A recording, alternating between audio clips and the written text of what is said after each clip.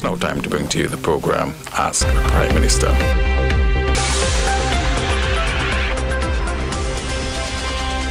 And now we say good evening to Prime Minister Press Secretary Hans King. Thank you very much, Johnny, and good afternoon to the people of St. Vincent and the Grenadines, the rest of the Caribbean, those of you in North, South, and Central America, Asia, Europe, Africa, where you are listening to Ask Prime Minister. Parliamentary question time right here on NBC Radio, as well as Star Radio 98.3 and 104.7. This, I believe, is our fourth edition of Ask Prime Minister Parliamentary Question Times. And tonight, I see the lights are already going, but I'm going to be a little selfish. I'm going to take the opportunity to ask the Prime Minister the first set of questions, as I first of all welcome and say good night to Prime Minister Dr. the Honorable Ralph Egan-Sabs. Good night, and I'm happy to be here again, and good night to the people of St. Vincent and the Grenadines at home and abroad. Right. Prime Minister, one of the topical issues today has been a Vincentian vessel. Yesterday we would have seen the news story, a vessel carrying the Vincentian flag, the flag of St. Vincent and the Grenadines, was intercepted with a quantity of cocaine, and there's been a lot of talk about that. Of course, anybody who knows about this knows that St. Vincent and the Grenadines has been involved in registering ships, vessels for a long time of different types. Perhaps you can give us a little background as to this. Yes, we began the registration of ships as an economic matter. Serious registration of ships during the time of the Cato administration. Right. St. Vincent and Grenadines as a port of entry, and where we register not only our own local vessels here, but where we go actively in search of business to register vessels here in St. Vincent and the Grenadines. It continued under the James Mitchell administration, and for the 5 months when Mr. Eustace was the Prime Minister, and it has continued under our administration. We have cleaned up tremendously some of the institutional and legal problems. As you may recall, when we had come to office, we had a few blacklists hanging over our heads from the NDP period. Two of them related to shipping. One concerned the matter of the International Convention for the Preservation of Atlantic Tuna. The second one relating to the maintenance of certain standards in accordance with the international regulations for ports which register vessels, and we had to amend the laws very quickly in order to stave off blacklisting of our shipping, not just of our registry, but also of ships coming to our ports. We're successful in doing that. The other related issue was that concerning how do you monitor the ships? We are the 18th or 19th largest ship registry in the world, according to the latest count which I had been advised. And we will have vessels going all over the world. You will see on some movies yachts carrying the Vincentian flag. You will see other vessels and the like. And a matter came to a head. In fact, my first Christmas as Prime Minister, when I was visiting the Louis Burnett home, the couple of days before Christmas, there was a Vincentian registered vessel which was carrying a shipload of sugar from Mauritius to the United Kingdom. and it made a stop in Yemen, as I recall it. And the British intelligence was that the stop in Yemen took on both persons and material connected to terrorism.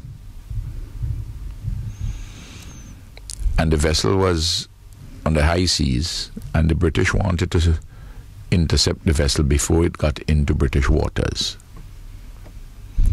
It was headed for a Tate and Lyle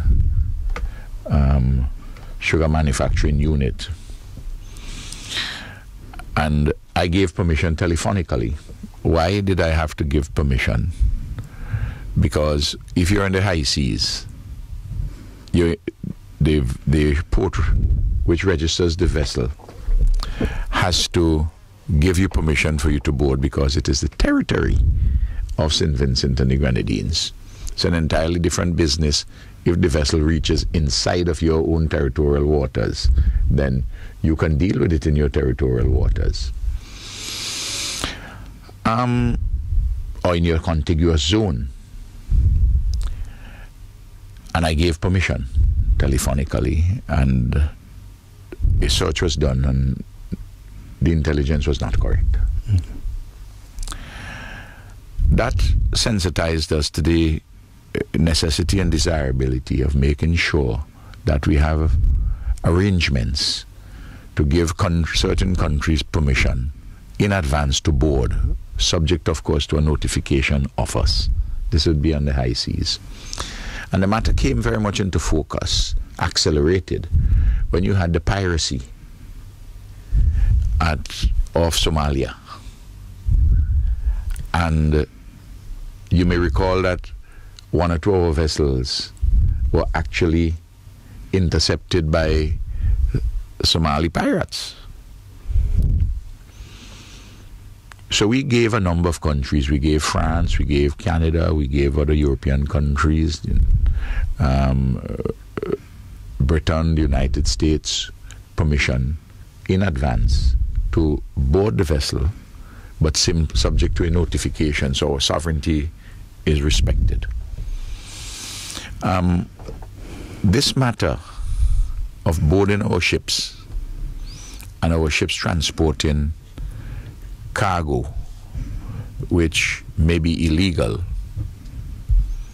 or ships meaning ships registered in St. Vincent, at the port in St. Vincent and the Grenadines.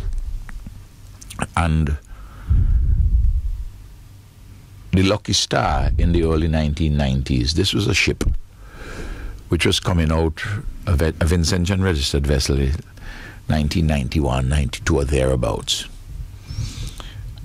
with hashish aboard, something like marijuana, several millions of pounds of marijuana on board. And the then government took about 9 days before they gave permission, because they were sailing towards the Vietnamese port, and at the time Vietnam didn't have diplomatic relations with the United States of America, as I recall it, and they wanted to board, and the then government refused for about 9 days to permit the boarding. And remember, there was a big diplomatic incident between the government of the United States and the then government of St. Vincent and the Grenadines. We then in the opposition supported giving the permission to board the vessel. The then government chose to stand on a pristine sovereignty in the face of a reasonable allegation by a responsible country that there was a lot of drugs on board. So these are issues with which we have had to deal with the shipping. Why do we do the ship's registry? Because it brings money for St. Vincent and the Grenadines, about $5 million or thereabouts annually. In addition, as you know, we revamped our entire maritime administration. We set up a maritime administration center with Commander Robin, former commander of the Coast Guard, being the head of the maritime administration.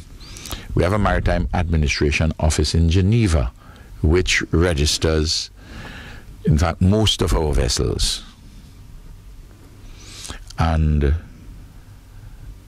the Maritime Administration Office in Geneva, Mr. Bonovic, who heads that, she has a sub-office in Monaco and a stringer in Dubai. And that is how we register the ships for which we get a fee. An additional problem which existed, as I said, was the ICAT, the International Conservation of Atlantic Tuna. International Convention for the Conservation of Atlantic Tuna.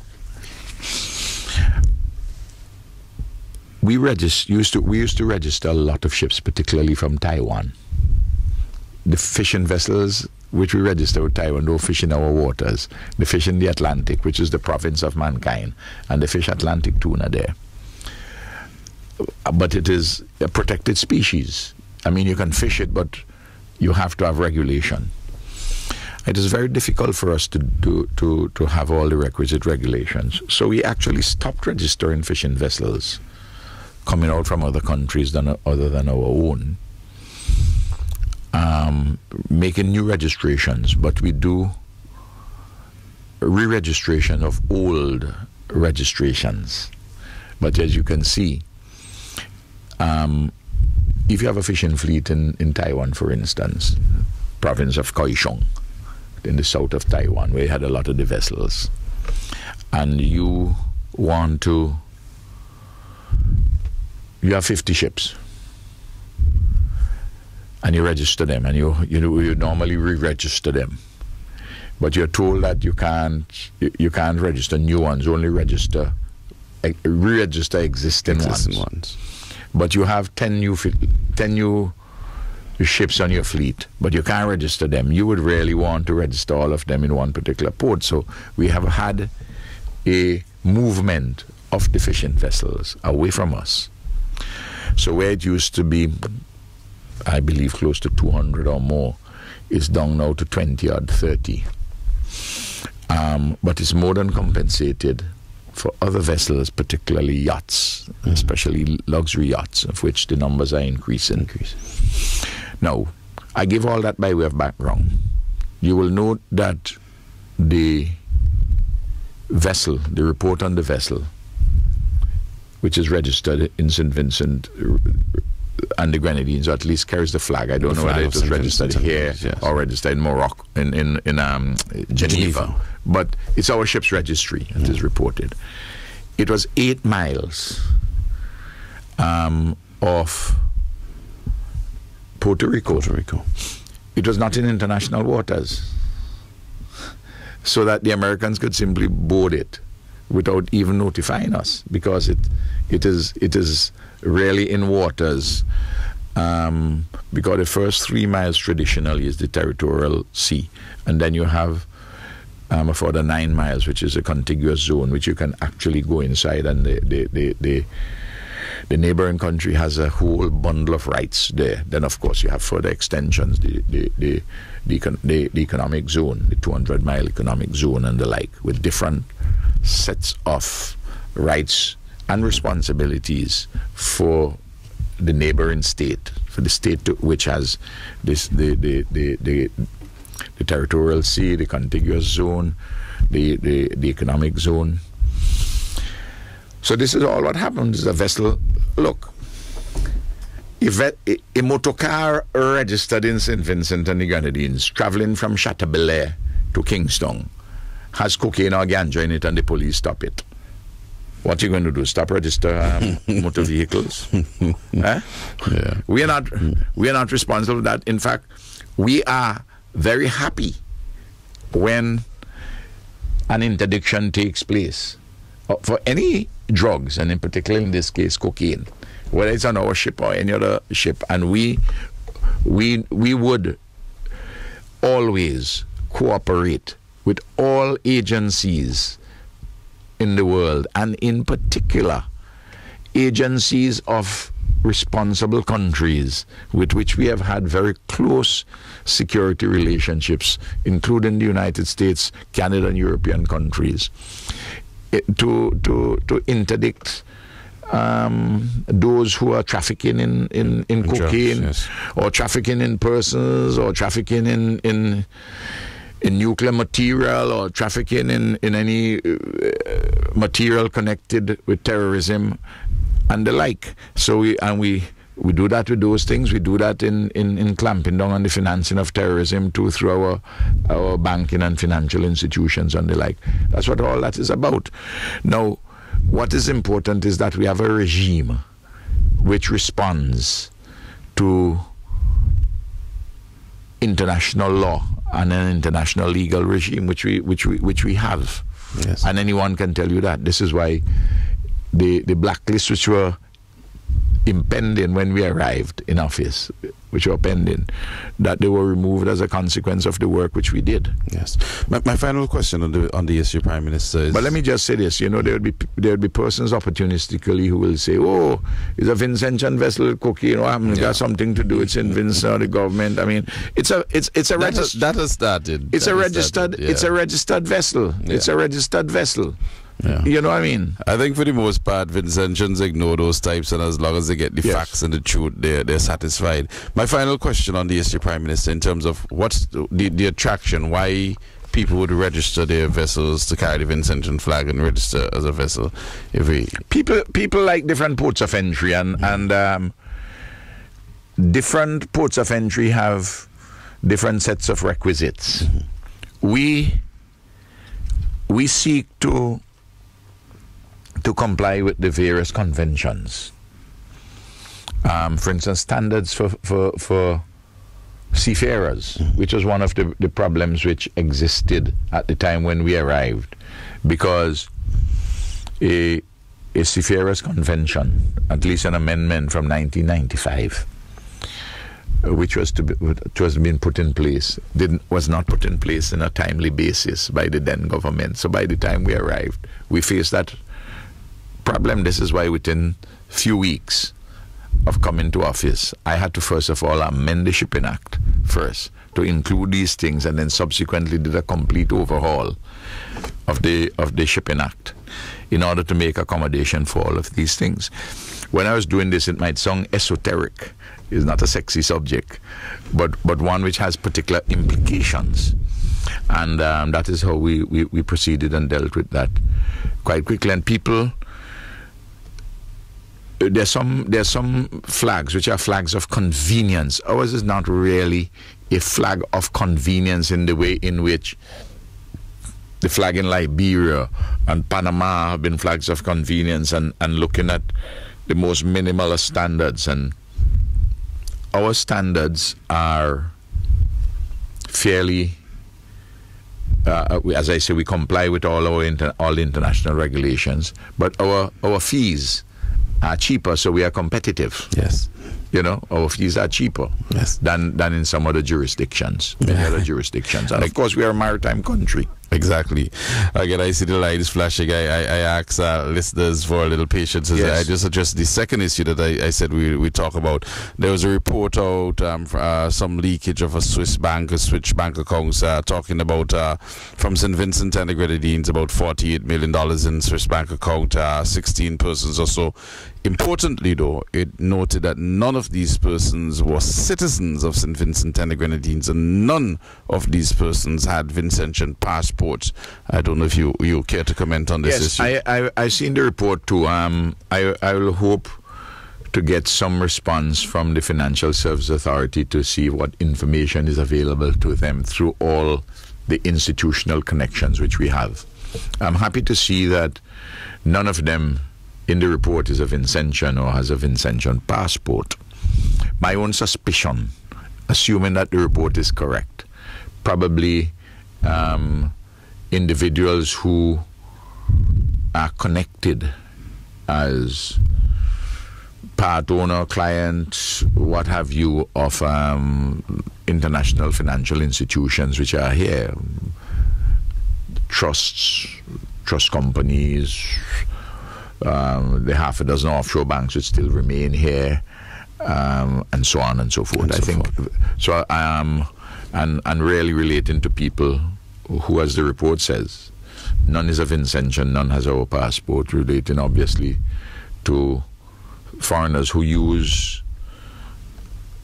our financial intermediation system, or financial system generally. But I would like to find out if the FSA. I saw the report today, but yes. I'd want to find out if the FSA has any information who these individuals may be in terms of the foreigners, yes. because that's who they are. Yeah. You know, one of the things is this. Financial institutions all over the world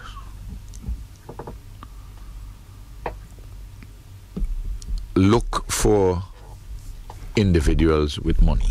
Yes. And there are a lot of high wealth customers.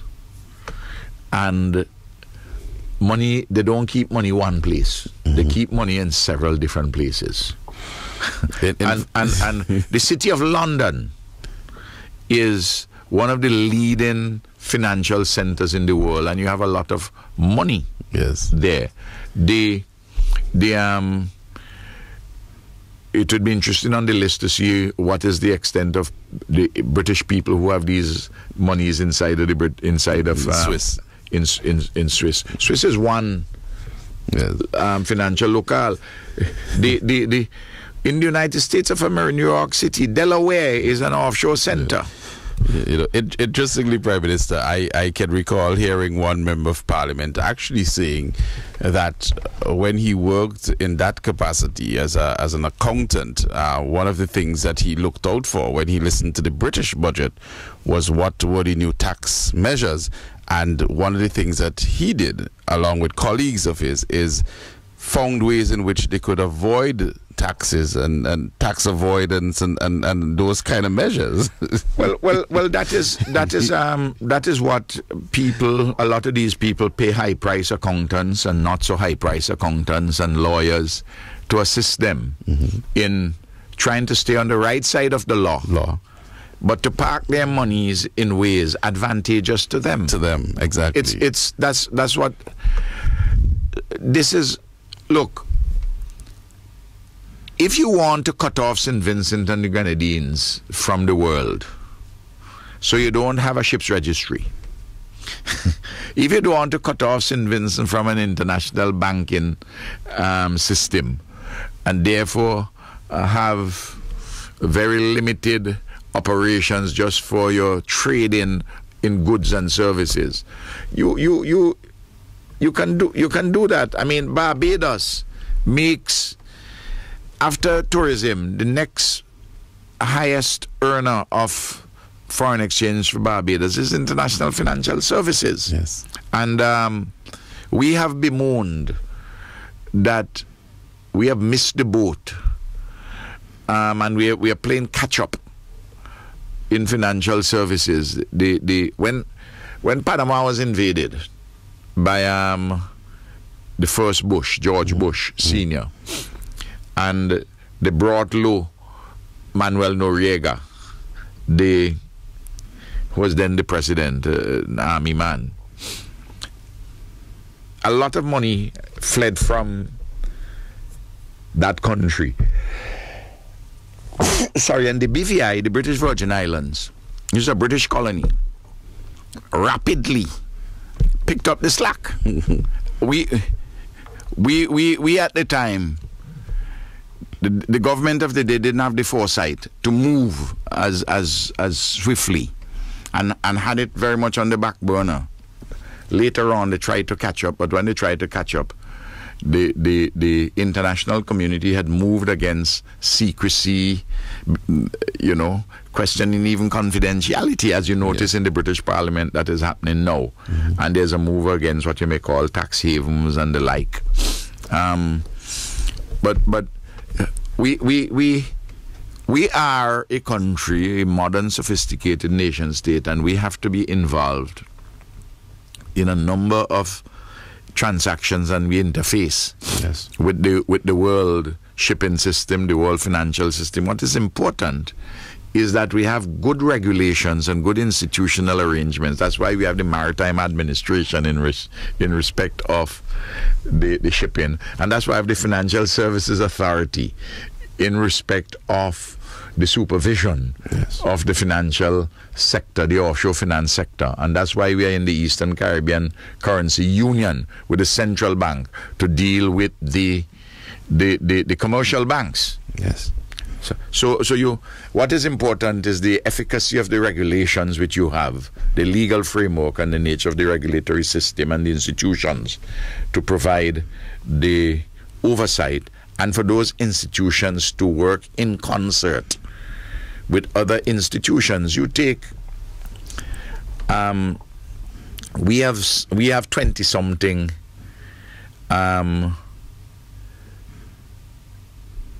tax information exchange agreements, TIE agreements, with 20-something countries, the major countries in the world. And we have more all the time. Not only for tax information to be provided, not only information to be provided about accounts, where a crime is reasonably apprehended, but also in civil matters. Yes. And that is the way the regulatory regime has moved, and it's moving even tighter and tighter. And we still have our own corner in financial services. We used to have here, when I arrived, over 40 international banks, 40 offshore banks. Is now whittled now down to about 6 or 7 because of the new regulatory framework which we had put in place and the oversight. So only the more serious ones have remained, which can manage these new, more stringent standards and oversight. Yes. Okay. Again, the lines are going, but again, my final question, which I believe also coincides with one which you want to talk about, the issue of fuel. That has been another hot topic, and I'm sure you have a lot of information to give us on that. Well, what persons have asked me about that. People meet me. People have written. We discussed it in the budget.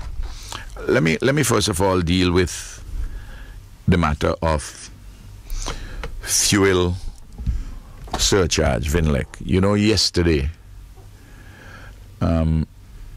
the surcharge fell to 31.69 cents per kilowatt hour, what people will call per unit. Yes. That is the lowest it has been in 5 years. It was 56, almost 57 cents in August last year, and it's now 31.69 cents. So it's a significant drop. And there's been the significant drop for two reasons: because of the fall in fuel prices internationally, but also because we have had a lot of rainfall, because the extent of the contribution of hydro is about 18%, even though we have a problem down at Richmond still, that it is still out of commission. Yes. I think those facts had been put out by VINLEC broadly. Yes. Now, there are people who call for the removal of the fuel surcharge.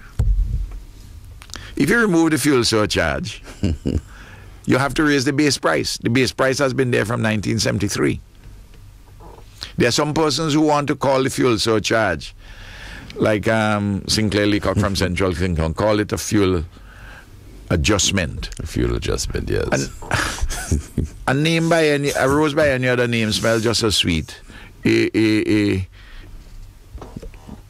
know, what is important is that you have to pay for the fuel. You have to pay for the fuel. You have to pay for the administration for VINLEC. You have to pay for the transmission and distribution of the fuel, all these poles and so on.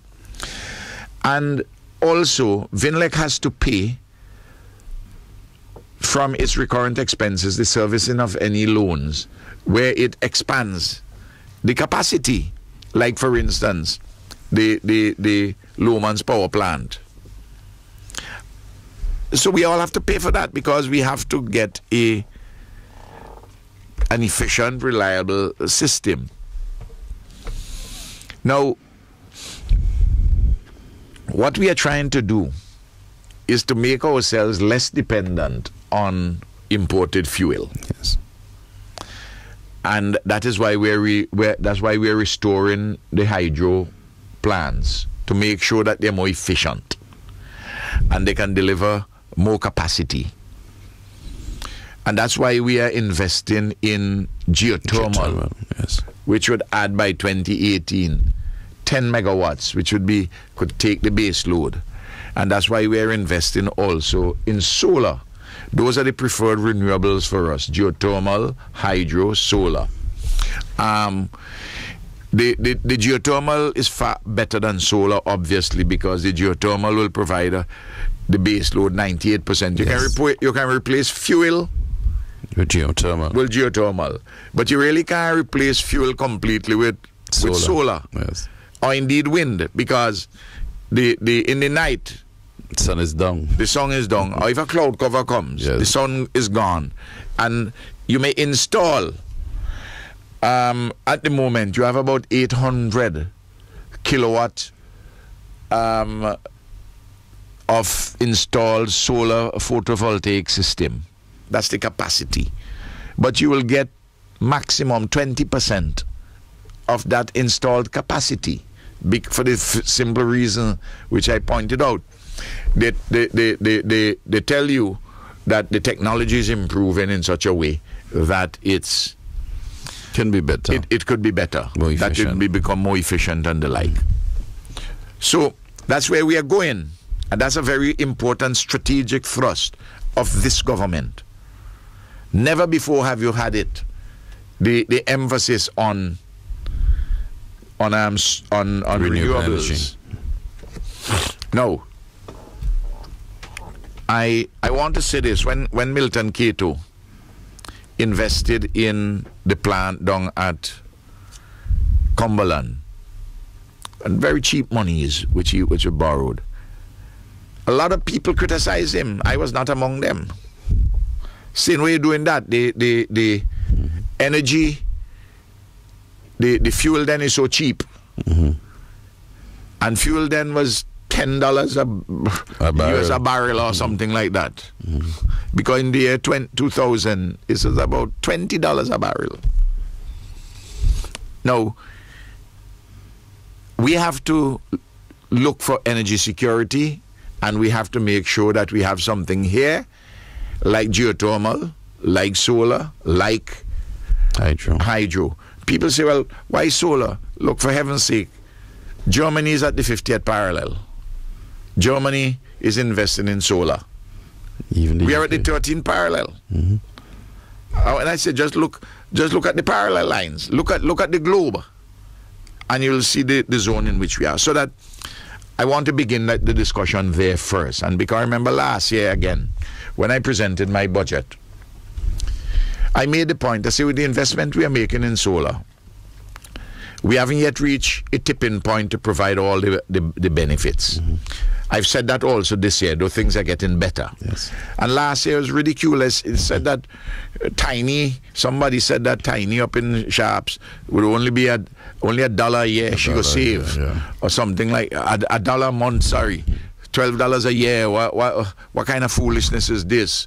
And so on and so forth, with no suggestions of the change. But what I pointed out, from the moment we begin to invest in solar, we are on a path to show people that we are doing things, that we are serious, yes, that we can get monies. And critically, we begin to build up our capacity to handle it. Like from 2007, when Vinlec started, and I gave as the minister the permission for us to proceed in this area, to the point now that Vinlec has nearly 550 or 575 kilowatts photovoltaic system installation. And the last one which was done, the last set which was done at Lomans, we got, that was 358, I think the number was. The 22 2,200 panels and the 2,200 panels and the 26 inverters were all installed by in-house team headed by Fidel Neverson. So we are building the capacity to such an extent. You have a powerful company like NRG in the United States. They come here. It's over 18 cents. They say they can do it 18 US cents per kilowatt hour per unit. They can produce it to sell it to the grid here. Whereas, and when I inquire what are we doing about that, Thornley presented to me the data to show me that on our solar systems, we are producing it at 12.5 US cents. Yes. a kilowatt hour. And that has to do with the building of the capacity. Again, this is not a sexy subject, but the young people who are listening to me, long after Ralph is dead and gone, they will say it's a good thing that he had the foresight today to put those things in place and to build the capacity. The same thing with solar. I can't just look backward, I can't stand still. I have to look forward. And those who are talking about increasing the base and reduce the fuel surcharge, what they don't realize, for persons who consume more than 200 units per month, it would be worse for them because the VAT is charged on the basic price and not on the fuel surcharge. So if the base price increases, the VAT would be more. Of course, we went and we exempted VAT for anything more than 200 units. Under 200. If you for under 200 units, so if you burn, and 70% of the people in this country, 80% of the people burn under 200 units. No. So that is, we see the fuel surcharge being coming reduced, down. Yes. What about gasoline and diesel? First of all, let us understand this system which we have. And I'm glad you asked me this question because it is asked all about. And I'm sure that some people want to call, have these questions they want to ask. So I'm answering them in advance. In August or thereabouts, the price was $15 and something a gallon. Yes. 15.28. A gallon for gasoline. Mm-hmm. It is now at the moment $12.72. Yes. A gallon. A reduction of 256 so far. A reduction of 256 so far. And another reduction is coming on Monday. Yes. What do? We have a rolling 3-month average. What does that mean? I want persons to understand each of those words. It's rolling, it's 3 months, and it's an average for the 3 months. Yes. So that if you are dealing with the fuel surcharge in the month of February, you deal with February, January, if you address it, because every month we address it. Yes. You address it in February, January, December. Mm-hmm. So you take the average of that. When you get to the month of March now, you do January, February, and March. Yes. That's how it's rolling. And it's 3 months, and it's an average. So we either leave the fuel the same way, price, or we increase it, or we reduce it, depending upon the average. Why is it that we instituted this system? And by the way, I took that system to the Monetary Council of the Eastern Caribbean Currency Union, and they said, yes, that is the best system. But of course, not all of them using it. Yeah. They haven't gotten around to it. But we pioneered it, we use it. No. In relation to this, when people look at the price, you'd see somebody say, well, St. Kitts is now $10 and something a gallon, and you are $12 and something. Why is that so? Well, let us see where we are going on Monday, and why is St. Kitts doing that? What happened in 2014? The average price of gasoline in CARICOM in 2014 was such that only Trinidad and Tobago had a lower price than St. Vincent and the Grenadines. I have the data. I read it out in the parliament. But what some people who have a political axe to grind do opportunistically, they take a month of somebody and they say, oh, look at what they're doing, look at what is in St. Vincent. But take the time series, take the whole 12 months for 2014. In an event too, do we know whether or not that St. Kitts went lower because they have an impending election? And that they made so much money last year, they made such a bonus last year, I'm talking about the government, that they had enough save up that you could drop it lower than it's supposed to be? To sweeten the pot, to sweeten the electoral pot? I don't know if that is the case, but I'm just saying, let us look at the period. And the fact that something was done last week, why isn't it ours? Because we have our timetable in which we do it. Exactly. And it works out on an ongoing basis. Now, you take, let me show you how people will function. They would say that St. Lucia has just reduced theirs. Yes. Lower than us. But as of the 5th of February, which I have the data here, gasoline in St. Lucia was $13.64 a gallon and ours was $12.72. $12.72, yes. So St. Lucians must have been saying, but why you can't be like St. Vincent? St. Vincent, because they're $12.72. Well, St. Lucia has now gone below us. Yes. Okay? But on Monday, because there will be a gazette tomorrow, and our figure tomorrow will on Monday will be $11.47 a gallon for gasoline. So if it was $15.28 in August last year, you will notice that we will be dropping by nearly $4. $3.81. $3.81 since October last year. No. So I just give that as an example. I'll come to LPG just now. On Monday, because the Gazette will be published tomorrow, the price for gasoline is going to go down by $1.25. No, diesel. Gasoline is going to go down by $1.25. Yes. From $12.77 to $11.47. Diesel is going to go down from $12.92 to $11.05. They're going to fall by $1.87. And low sulfur diesel is going to go from $12.92 to $11.80, a difference of $1.12. Now, why is it that we are putting low sulfur diesel in the mix?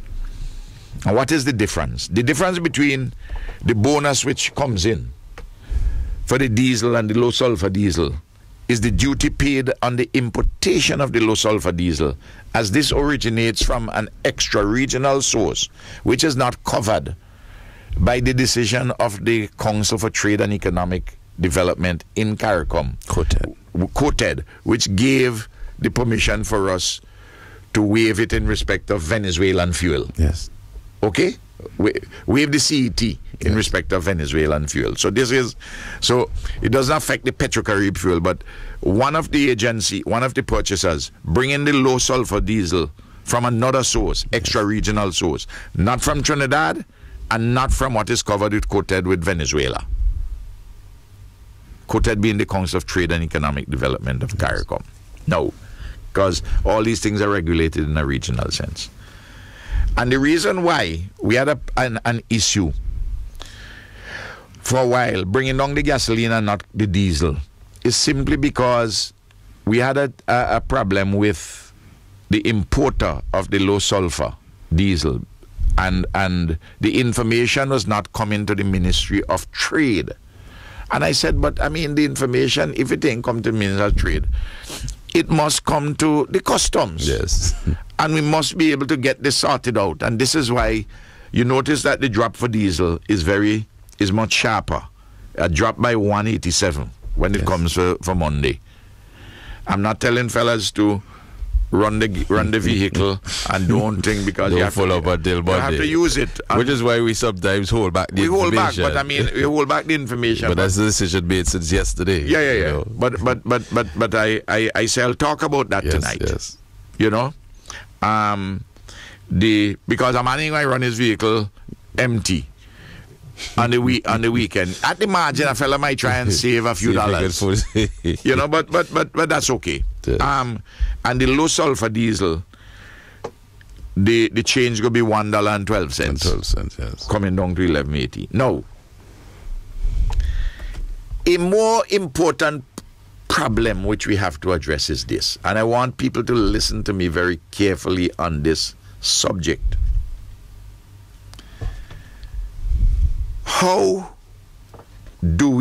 What is the base price that we use in relation to diesel and gasoline to calculate what's going to come at the pump? There's a base price, and I'll come to that. And then you have the things, transportation, you have the wholesalers margin, you have the retailers margin. You know, I'm talking about for the profits. Mm-hmm. And then a price is set.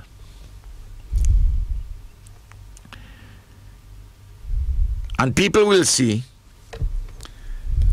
the Brent spot price. That's for the Brent crude. The Brent spot price is so much. You see it on CNN. Yes.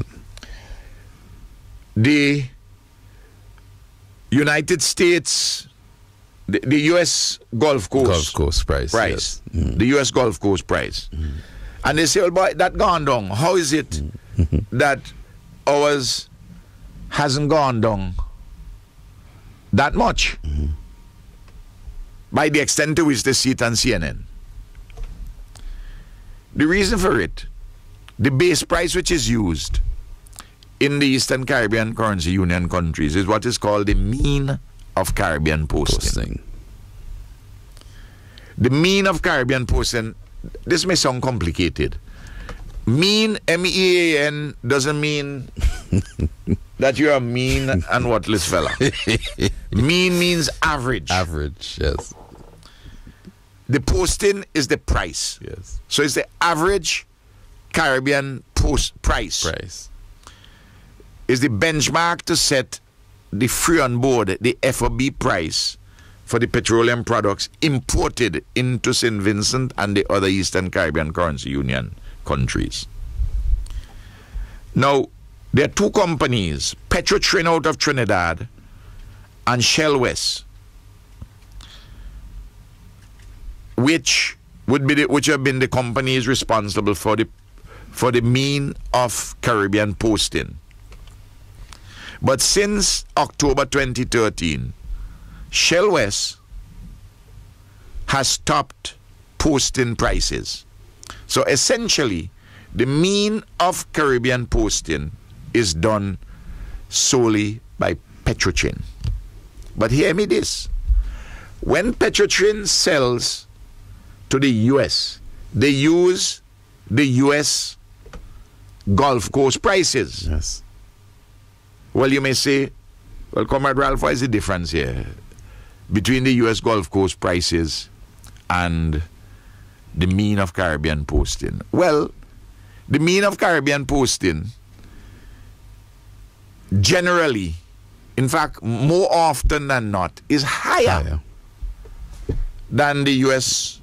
Gulf Coast price or the Brent spot price. Yes. In fact, we had a study done which showed in the Eastern Caribbean, in the currency union, say for 2012, the difference between if you use a retail price based on the U.S. Gulf Coast price and based on the mean of Caribbean posting, the difference was $2.23 EC a gallon. In other words, the mean of Caribbean posting was $2.23 EC a gallon if you did work the differential. More expensive. For the at the retail pump, based on the base price. The free on board, the FOB price. Whether it's mean of Caribbean posting or whether it's US Gulf Coast. We have asked the Ministry of Finance to do a study for 2014 for the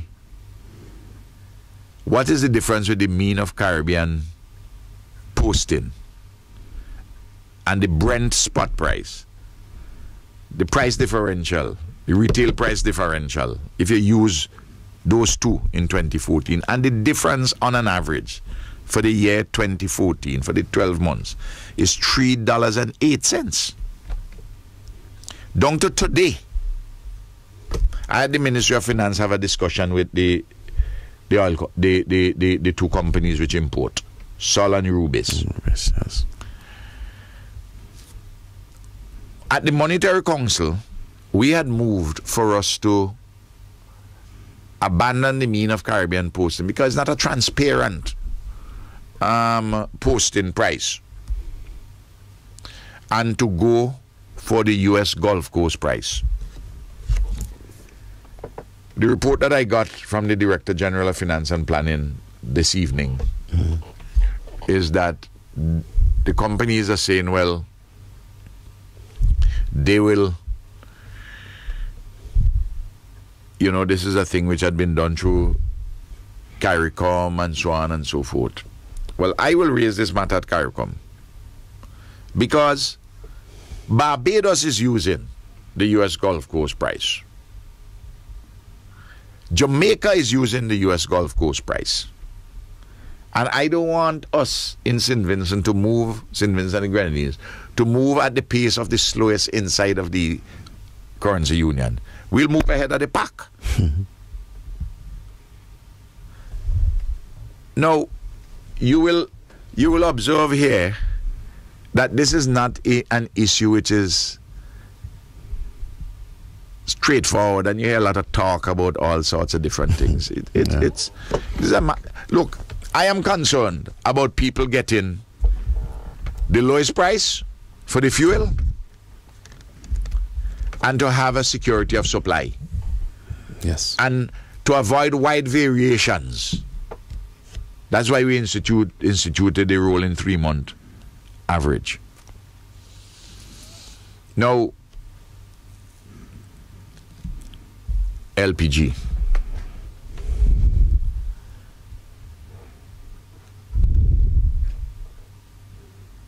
Before we had the problem with Texaco, you remember in 2005? 2005, yes. Into 2006. Yes.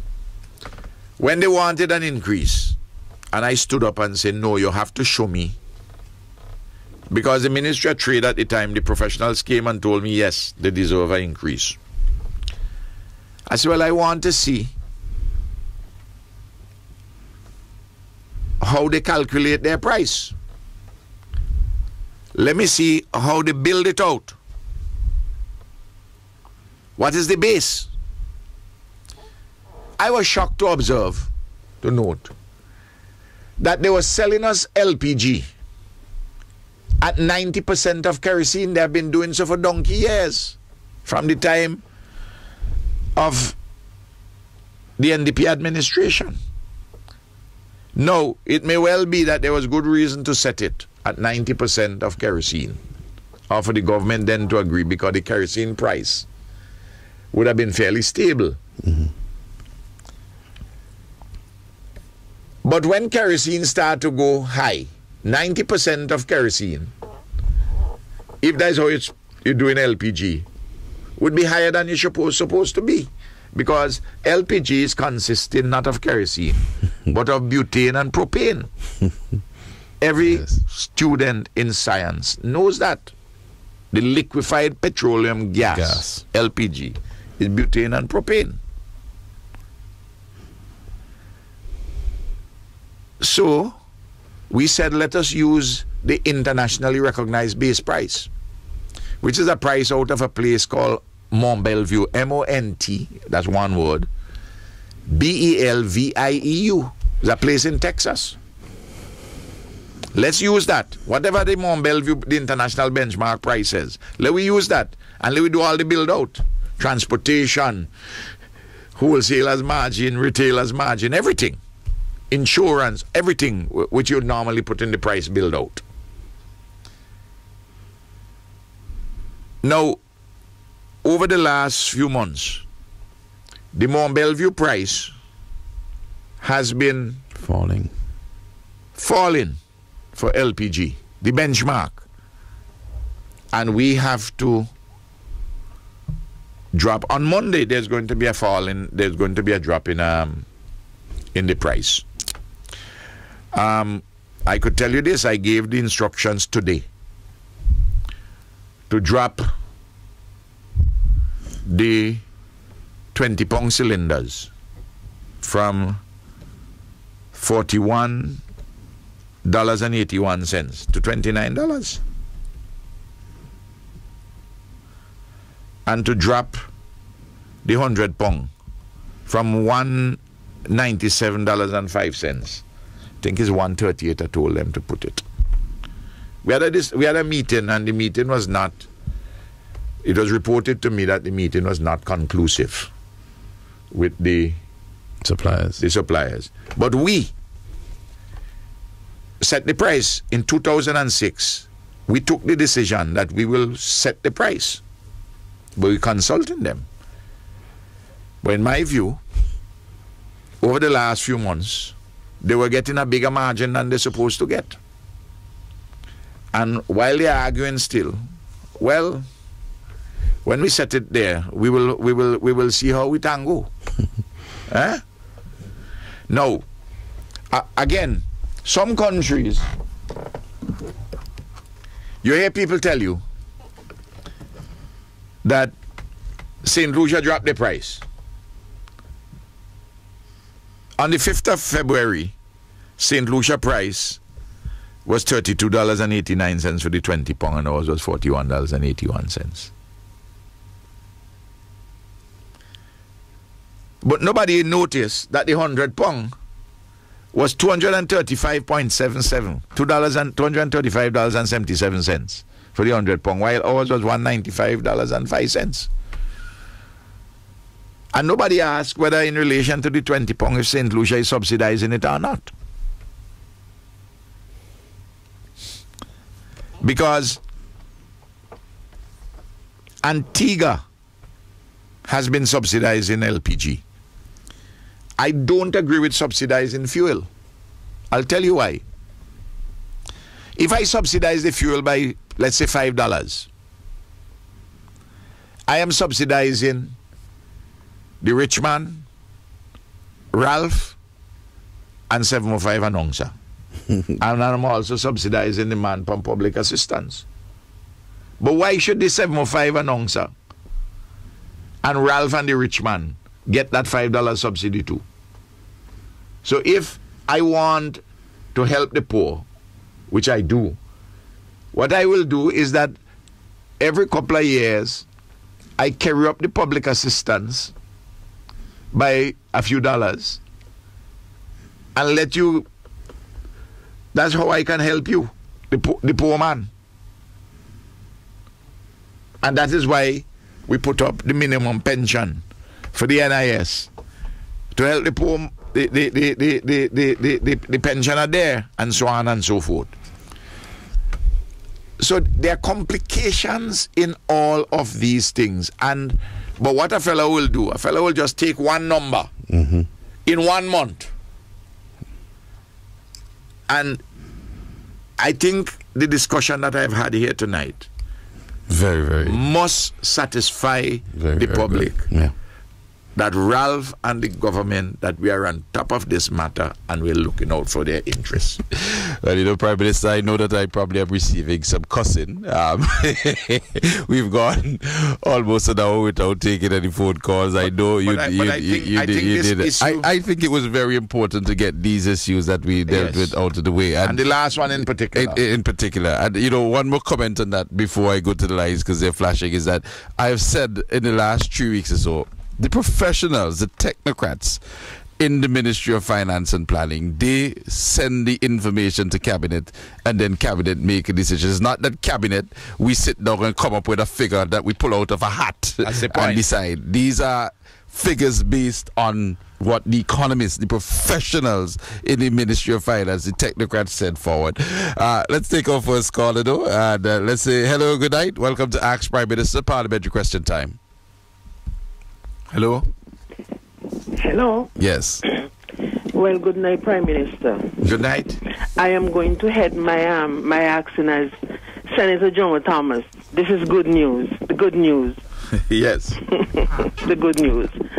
But more important than the good news and the further reductions, I hope that you appreciate the scientific manner in which we proceed with this thing in the interest of the people of St. Vincent and the Grenadines. Prime Minister, I know you have the interest of Vincentians at heart, and so I don't have to worry about that. I know the interest of Vincentians, especially the poorer class. You have them at heart, and so I don't have a problem with that, Jim. Okay? Thank you. That is why I address it as the good news. I hope I am going to hear some good news tonight too with what I'm going to add. Yes. In your first Ask the Prime Minister, I told you that I have an aunt who have some lands in Clevalley that was acquired by housing.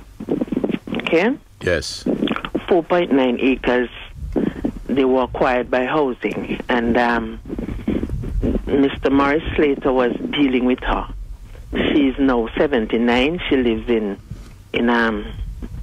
Miami. She was given a portion of the money. Yes. A portion, because her documents were tendered and they are authentic. And you told me to go to Mr. Phillips. Yes. And I must take the things to Mr. Phillips, which I did. But you know, Mr. Phillips is not there anymore. Yes. I have them. They are at housing, and I spoke with the new PS at housing, and she said she saw them, and she thinks that I will hear from her soon. Yes. Because she looked at them, they are authentic, and they looked at her soon. But it's over 8 years now. Yes. Now, almost going in 8 years. Yes, and that's far too long a time. Yes, and but my problem is I have to be explaining to her every day that this government is not a bandit. Yes. Because there is somebody in on the NDP side who told her that this is what the government does all the time. Take people land, and she's lucky she get a portion of the money she's not going to get anymore. And I think it is soaking in every day to her. So I have to find ways and means and solutions. Well, you know, to let her know that is not. I would, you know, when people talk like that, you know, we, for all the years, you know, the lands which were taken from people for them to do the community college. I told her that. And the expansion of the road. Right down, going down to the Leeward. Going right up to the community college too, from Kenny Ford past Dean Smith and a number of other people. We had to pay for that. Well, she will not know this. And then we had to pay with the Leeward Highway, which they did. We had to pay for the road. Yeah, now, I want to say this. I asked Sir Vincent on Wednesday at Cabinet to give me a report thus far as to, for his chairmanship, because he took over on the 2nd of February. Realize that. Which is just a week 2 days now. ago. And they have another meeting on 20-something. And he's putting together in one document some of the things which he has to deal with immediately. I had discussed with the general manager Elvis Charles and also the chairman Beresford Phillips some of the issues. So I have a broad picture, but I want to get from the new chairman all the issues as he starts off, which we need to address in continuing our housing program and the resources required. Okay. So bear with me with it and tell your auntie for me that you raise it and we will work at it. Okay.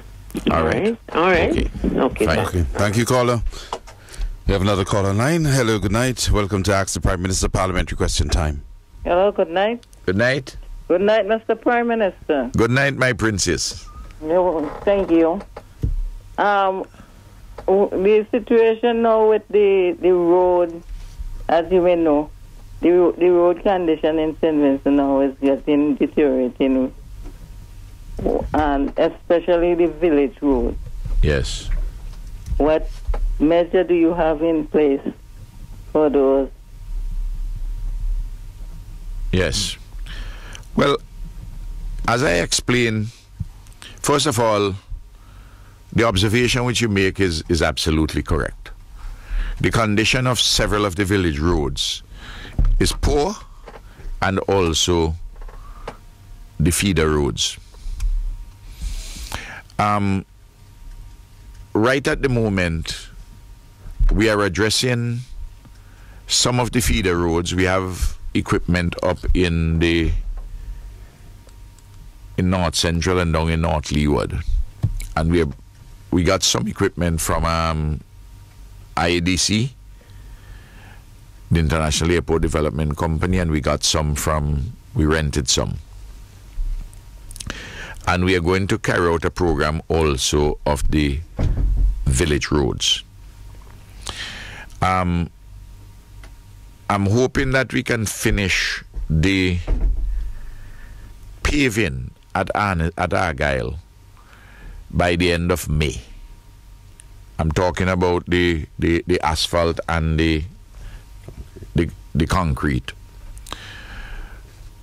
so that, or substantially complete, so that a lot of the materials we can get from the concrete batching plant and from the asphalt plant and some of the stones through the stone crusher, that we'll be able to carry out a full-scale repair program on the village roads. Let me explain. Excuse me. Yeah. I'm calling from South Central Windwater here. Yes. Which particular piece? I'm speaking from Chapman. Yes. I called to you already some years ago about the village road that where I'm living. Yes. It's really, really bad. Yes. Sometime last year, I know it. I fell down, and my son had to lift me. Yes. To get onto the main road. There's several reasons why we have had the deterioration. I don't want to go into them. I just want to say to you the problem is a big problem. We have about 400 plus miles of village road. We have 100 and something, about 100 miles of road for the three highways, the VG Highway, Windward and Leeward Highway, and we have about 250 miles of the feeder roads. And what happened? What I give Bragsa, I give Bragsa $13 million to do basic repairs. That amount of money is in fact even more than all the money that I collect for the motor vehicle license and also for the driver's license. Because the driver's license is $2.5 million and the motor vehicle license is just over $10 million. So how much of those roads have been complete? No, I'm coming. So that they do basic patching But these particular feeder roads, we have to do a special program. Well, my road that I'm speaking about is a dirt road from since I'm a child. I grew up on that. Yes. Walking on that. Never been. Never concrete. Never concrete. Well, never. well, we will get to it, and I will. Only a little foot track now. Yes. You have to watch where you walk. That is one where we can get a bulldozer go and do the clearing, the heavy duty. I'm willing to lend my support. I'm not looking for money. I'm willing to put. No. You don't necessarily need to do that. But we will. And I appreciate what you say. But we could get a bulldozer to come there. I'm making a note of it in relation to a particular call, particularly says a piece of dirt road. Yes, it's a dirt road. Well, that one can be dealt with when I move the equipment from North Central. I think some I made mention of it already. I don't know if Braxton have it on anything. But we'll get the equipment there. When I move the equipment from North Central, I'm going to carry it for about 2 weeks up in North Windward, and then I'm bringing them by you, by South Central, to deal with the feeder roads and piece of dirt road like that one. That could handle. All right? Yes. But do you know where exactly I'm speaking? I know what you're talking about. I would like to hear if you know. I know what you're talking about. And what I will do, if you just give me a number, and I will give them, and they could talk to you. Yes, I can give you the number. Give me the number. 45. Yes. 89. 7. Yes. 21. Thank you. You're welcome. God bless you, and I really appreciate the call. Thank you very much. Yes. And you're always welcome. Thanks. Thank you very much, caller. And we have another call online. Good night. Welcome to Parliamentary Question Time. Prime Minister? Yes? Yes. There's a problem in Western Georgia with the roads, and I suppose I campaign for the Labour Party, and the forces have already telling me if the road doesn't fix, don't even think of coming back, because, the roads are in a bad condition in many parts of Western Georgia, and I don't know when. I hope something will be done before you do call the election. Yes. Well, the same answer which I gave just now. Look, inside of the budget, I have for roads the most money ever, $58 million. But the point is this is separate from the money which I'm giving Bragsa. But those $58 million, several of the village roads not included there. This is why I am waiting on. I'm trying to get the legacy of the airport to get a lot of the materials from those plants to be able to do a full-scale operation. I apply to a fund called the Kuwaiti Fund, the OPEC Fund, and I am waiting. I've submitted an application for 80 million Eastern Caribbean dollars for a loan to be able to go do a full-scale thing on the feeder roads. So I'm expecting to start many of the feeder roads in the not-too-distant future. But I know the problem you're talking about. I got the problem in my constituency too. All right? I understand the problem, my brother. Thank you, caller. We have a next caller online. Good night. Welcome to Ask the Prime Minister, Parliamentary Question Time. Good evening, Mr. Prime Minister. Yes? Yes, I have two questions for the Prime Minister, if you would allow me. Yes, my brother. Okay, the first question is, several years ago, Glenn Bees suggests that the government is considering privatization, privatize the management of the Argyle International Airport. Yes. Could you say if the decision was taken to privatize the airport, what is the current situation? Okay. The second question. Okay, the second question is Montgomery Daniel in Parliament recently basically put out some figures and suggest that we cannot profitably produce bananas. The question is, if that is the case, why is your government still planting bananas? Because his data show that on 1,000 acres of banana, we could lose anywhere from $3 million to $6 million on 1,000 acre. Yes. So why is your government still planting bananas? Okay. Thank you very much, caller. Yeah. In relation to the first matter, we have been, first of all, let me say this. Generally speaking, in the Caribbean, airports are not properly managed. International airports are not being properly managed. And I want us to deal with the international airport which we have in the management, which is very proper.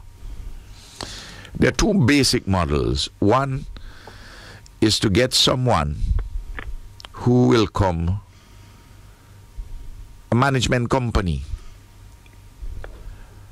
which would have a contact, which would have links to with an airline to manage the airport. And the second is for us to do it through a state entity and build up the management. Now, those are the two broad approaches. We have had indications from a couple of entities who is showing an interest. But until that is finalized in respect of any private sector entity, we have to fashion our own structures. So when Glenn had raised it, he had raised it as a possible option.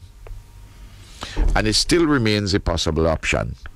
Because even though you have put in the state entity, you can always switch at any time when you find the appropriate entity to help you. I've been looking at various different companies. In fact, down to today, I got an email from an entity which is interested. But you have to pursue to make sure that all of these entities are of a particular quality with the requisite track record to do the work which we are going to ask of them. In relation to the issue of the profitability or lack of profitability of bananas, the point that Montgomery Daniel was making is that if you're doing at $8, if you're doing 8 tons to the acre, and given the costs, it becomes real problematic. That is just if you're dealing with bananas alone. So that you have to diversify along with bananas. Not just diversify around bananas, but with bananas. And for the state to provide particular kinds of subsidies. Montgomery was saying that, look, if you get no state subsidies, this is really going to be the price. But you have to put in some state subsidies. This is the business of agriculture in several countries in the world. What kind of subsidies which we put in? We put in the subsidy, for instance, the banana unit. We spend $6 million for the year on the banana unit, approximately. We spend money with the individuals who go around and with the spraying. So that because the black sigatoka and other pests, we have to make sure, other plant disease, we have to make sure they don't. Then we subsidize the fertilizer. We subsidize the fertilizer by $20 a sack. We cross-fertilize it with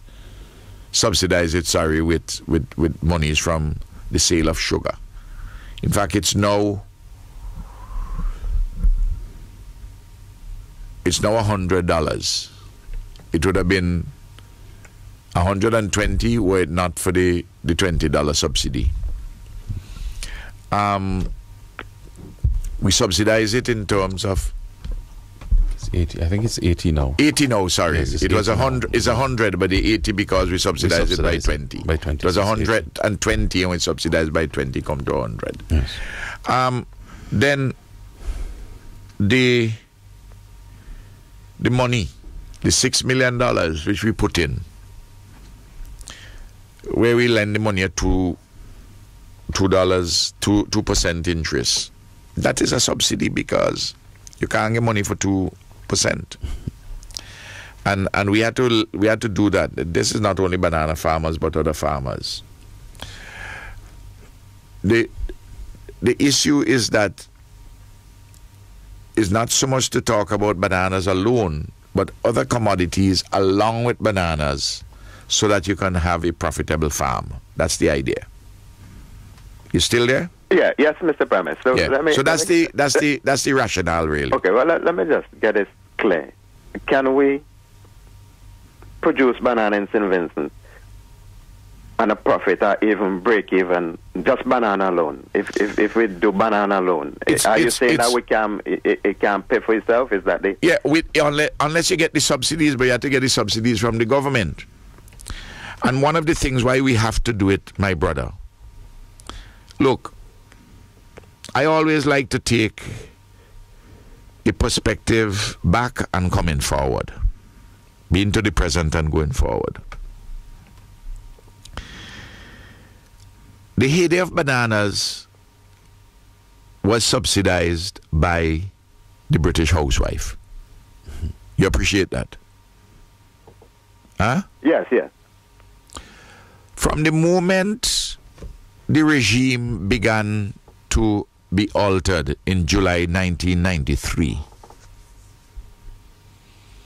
you began to have people leaving the banana industry because the competitiveness issue came in, the standards.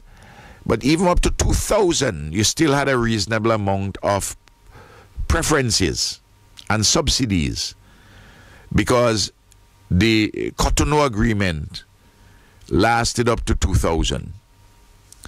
Of course, you then have challenges to whatever the regimes in the 1990s coming up to 2000 by USA and Ecuador in particular, before the World Trade Organization, and the bottom has dropped out of the preferences to such an extent that it is becoming cheaper for persons to sell their bananas, but more profitable, for them to sell their bananas to Barbados and Trinidad and to sell it to the United Kingdom. Yes. That's how drastic the problem has come to us as a result of the loss of the preferences. Now, why is it that we have to make sure that we continue to support? The rural economy is very important, and bananas as an important crop has to be dealt with other crops. Between 1991 and 2001, I don't know if you are aware that about 37% of the workforce in agriculture left agriculture. Well, I've heard that. Okay. And the reason why there are several reasons why they left. One, it became unprofitable in several respects, but also there are other changes taking place in the economy where people went into other areas. Because as the economy modernized, people went into services, there were professional services, tourism, international financial services, more distributive trades, service trades of one kind or another. But we have to make sure that we have food to feed ourselves still. You would appreciate that? Definitely so. France subsidizes their agriculture. Yes, okay, well, I mean, the point is this. I think what Gomery was saying is that, listen, we have a challenge on our hands. These are facts. Now, where do we go from here? I think he was rebutting the proposition that when Arnim Eustace said that you can have half of what you had from the heyday. Well, the heyday was 80,000 tons. 40,000 tons, which he's talking about, for 8 tons to the acre, you need 5,000 acres of land. where he's getting the 5,000 acres of land from to produce it. Huh? Yeah, well, he would have to answer that. Well, this is no. But I'm raising these as you notice. I have to address the questions, my brother, in a scientific manner, without any of the politics. There might be calls back in, but let me just ask this: have your government looking to making banana a profit? Have you done everything possible to make it a profitable venture? That's what we are doing on an ongoing basis, and I think Sabuto provided the evidence to me that we are almost 1,000 acres now in cultivation, and one of the reasons for this is the fact that we have been people getting the money now, the loans from the $6 million, and the black sigatoka, we have been able to control it. Let me knock wood that the fellas stay on top of it. And there's been a lot more intercropping on the farm, and in addition to your banana place, you have some yam and you have some dasheen, you have some other things. So that you try to make the farmer compact. You have some fruits, you have some vegetables. Of course, with fruit and vegetables, the problems with the farmers is that, and even with yam and dasheen and tanya, you have a lot of thief man who thief the people, who thief the farmers' crops. Okay, Mr. Prime Minister. Which is another issue. Okay, well, thanks a lot. But I'm dealing with all of these issues, but all of them we are seeking to address on an ongoing basis. These issues, and hopefully, I keep my fingers crossed. We don't have a drought this year, and we don't have a storm like we have had within the last 2 years to mash up the cultivation after all this money which we are putting in. Okay, sir. Thanks a lot. God bless. Thank you, caller. We have another call in line. Good afternoon. Welcome to Parliamentary Question Time. Ask the Prime Minister. Have a good night. Good night. This is the Prime Minister. Yes.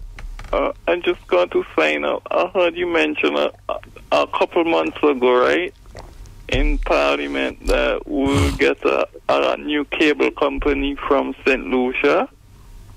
Yes. A cable company. It is still going to happen? Yeah, the two investors, as far as I know, one of them is local and one from St. Lucia. They're still working. They haven't ruled out the operation yet. And I was saying they're doing some work, as far as I've they started told. Doing some work. Okay. Some work, yes.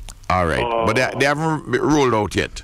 Okay. And I heard Digicel bringing cable. Digicel. Well, I think throughout the region they're doing so, which is part of why they're going to be setting up the call center. I don't know how soon in terms of St. Vincent and the Grenadines. They have acquired a few companies, as Camilo outlined in the House.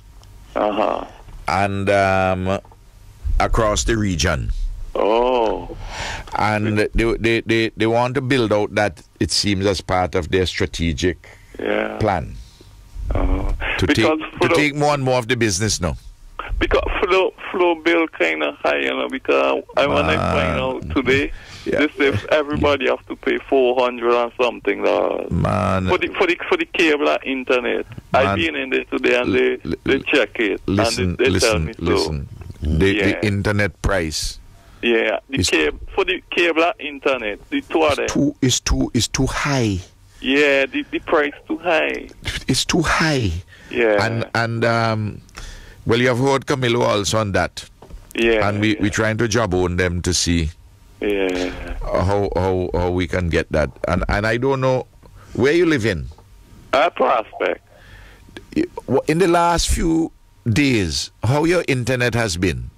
But this service really bad, Yeah, because it breaking up a lot, and it's breaking up a lot over the last few days. You still have to pay for it. It's breaking up a lot over the last few days. Yeah. And well, Camilo is coming back tomorrow because I sent him to the Middle East.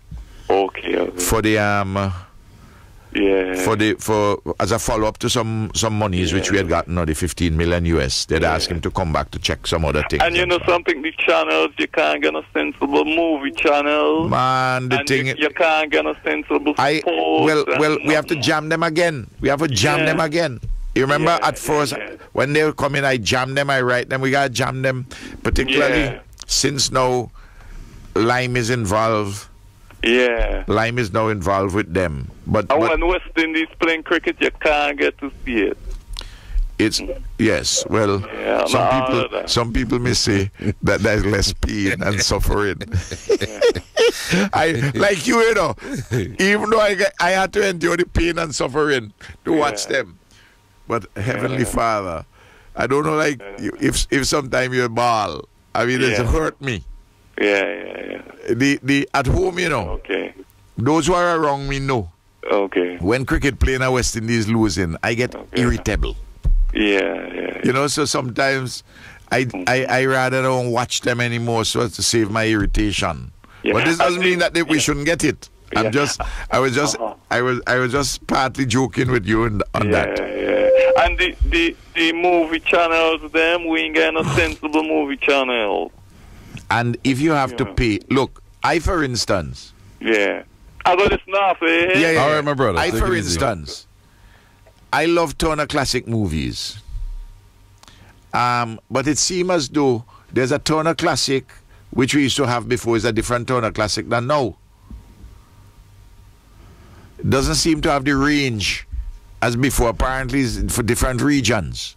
We had one earlier on with Kelly Glass, with Carib Cable. And there used to be two. I love Westerns too. And there's only one Western channel now. We used to have two. They only Encore Western. There used to be another one. I can't remember the name now.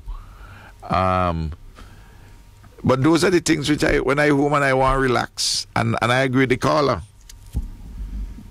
And we all have to put pressure on them. Yes, I think that caller is gone. We have another one. Good night. Welcome to the program. Good night.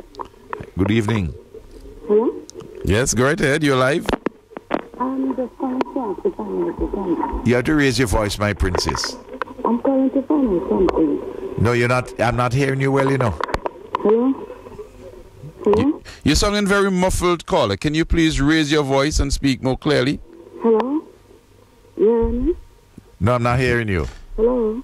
No. You really don't want. Try calling back. Let's take another call. You can try calling back, caller. Yes. Good afternoon. Good evening. Sorry. Good night. Good night. Prime Minister, how are you doing? Yes. I'm okay, my brethren. I know Hansi will take a licking for this tomorrow, Judah. But anyhow, let me be short here. Prime Minister, I want you to address the matter of immunity immunity from prosecution for parliamentarians regarding statements made in the House of Assembly. And if a matter can be subsequently brought to the court after a member of parliament is no longer a member of the House of Assembly.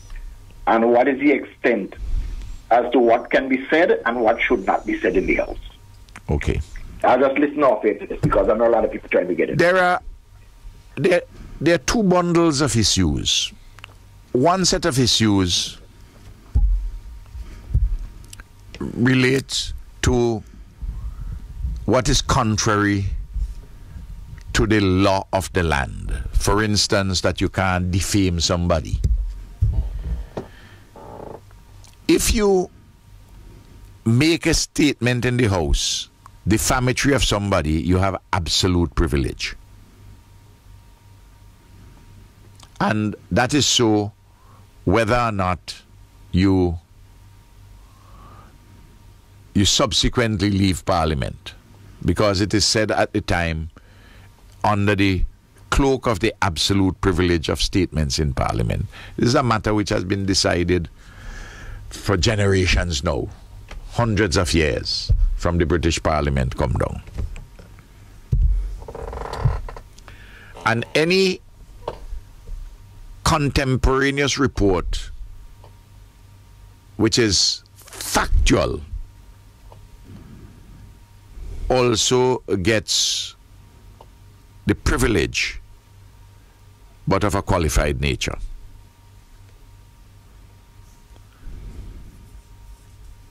That is why there's a second bundle of issues within the rules of the House. If you're on a track to defame somebody, the Speaker will stop you Because if you have immunity, you can't really abuse it. Abuse it, yes. So the speaker will say, no. You're saying something about somebody who is not here in the house and to defend themselves and so on and so on. Stop this. And the speaker should put a halt to you. And other kinds of behavior in the house, contrary to the rules, and other utterances. You know, you can't use unparliamentary language, whether it's to a fellow member in the house or generally speaking. For instance, you can't go in the house and use an indecent language. If you're not even cussing somebody inside of the house or even outside, just using bad language, it's not. The speaker will stop you, tell you to withdraw it, and if you argue with him and so on, he could throw you out of the house. You can't use unparliamentary language, call another member of the house a liar. And if the speaker pulls you up on it, you have right away to withdraw it. Winston Churchill had gotten around that by saying that the honourable member who just spoke is economical with the truth. You'll get away by saying that the honourable member is uttering a falsehood. You know, you convey the same point, but you use softer language.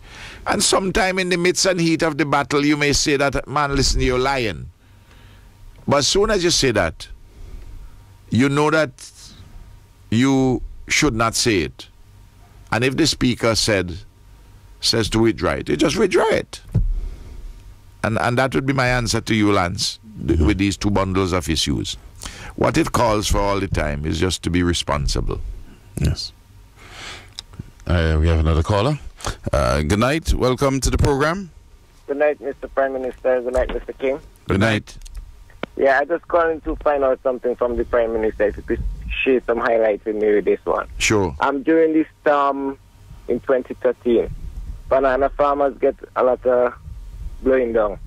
And they were Winprop come in and say they will pay us.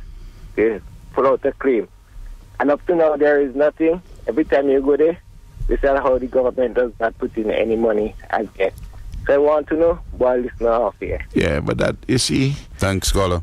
This is the problem. When banana was huge in every one of the Windward Islands, and certainly Dominica, St. Lucia, St. Vincent, and the Grenadines, and you had the insurance company Windcrop, where you had a lot of persons who were making payments to the insurance because you used to take deductions for the insurance. As the numbers of persons in the industry fell, the amount of money available for the insurance has fallen significantly. It's not a question of government putting in money. It's really the number of farmers who exist to provide the coverage which used to provide before. And that should be explained to persons. But having said that, we have a program where we have helped farmers with their crops, with their bananas which have been blown down, outside of any crop insurance. Whether they have crop insurance or not, outside of that. And we have done that before. We have had rehabilitation monies, replanting monies. In a few years, we have a couple of years, we even put income support. So I will ask Soboto, what is this, and if this is a widespread problem. In the 2013 storm, you didn't have so much bananas blowing down as bananas getting washed away through landslides. So I will want to find out where.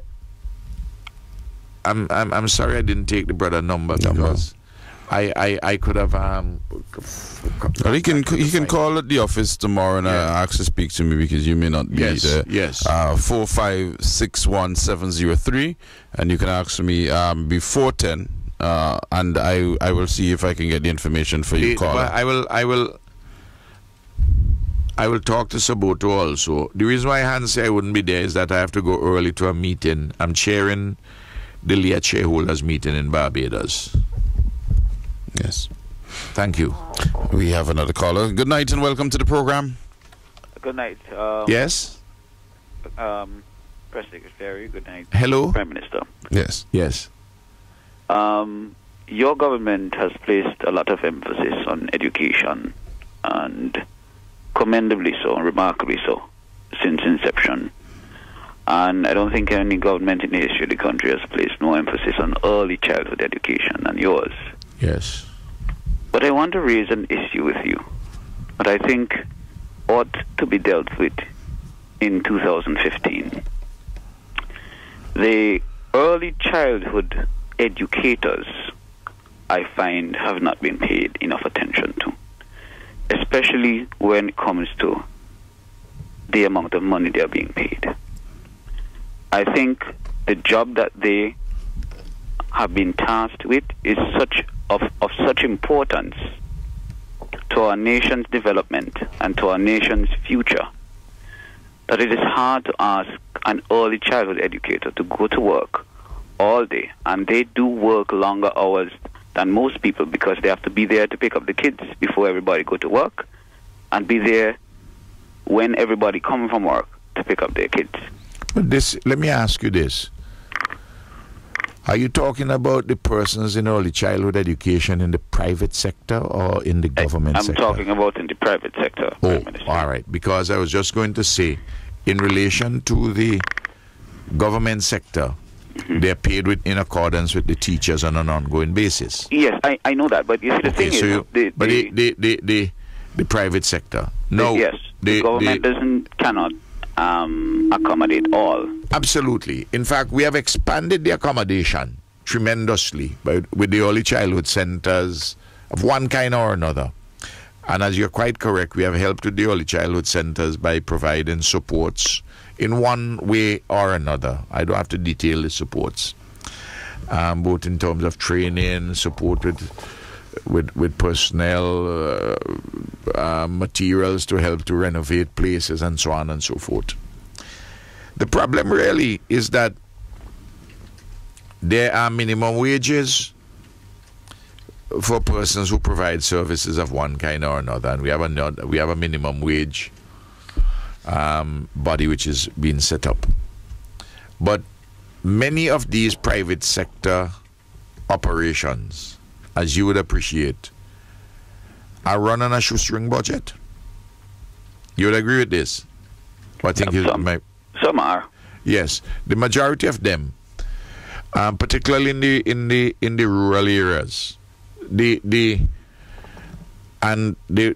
need a certain number of students to be able to make the payments.